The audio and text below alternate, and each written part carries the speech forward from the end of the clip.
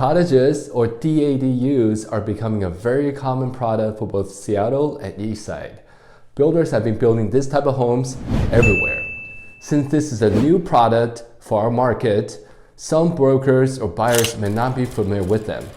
As a real estate broker who have done over 600 transactions, I want to share my experience with you and the 3 things that you must do to avoid the pitfalls with cottage or DADUs. First, be prepared that your dues are likely to go up. Lower dues are more attractive to buyers, so what I often see, unfortunately, is for developers to estimate the dues to be low.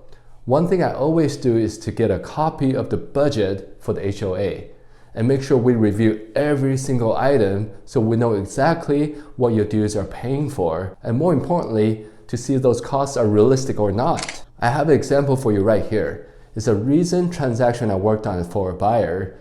It's a cottage project built by Thomas James Homes.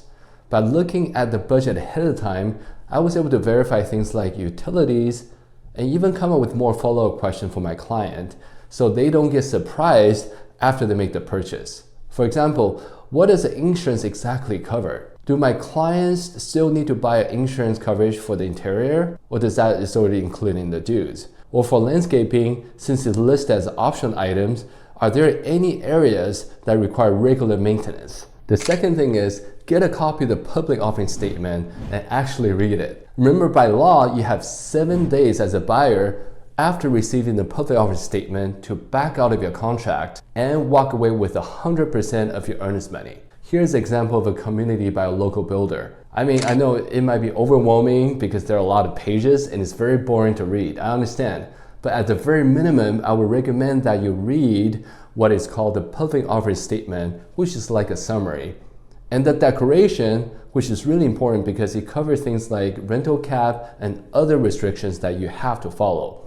And if you dig actually deep enough, you may find things like how the common shared utilities are split. Number 3, get a copy of the condominium map and make sure you understand exactly where your boundary lines are between you and your neighbors. You can also find out very important information such as the location of the egress easement, share common area where they are, guest parking, or even location of the garbage collection area. Especially if you're buying a brand new cottage or DADU, you will probably want to make sure the garbage bins are not located right outside of your windows. By the way, I made another video talking about the 3 common mistakes to avoid when buying a new construction. Feel free to check it out there on my channel as well. I'll be sharing more stories and more tips soon. See you next time.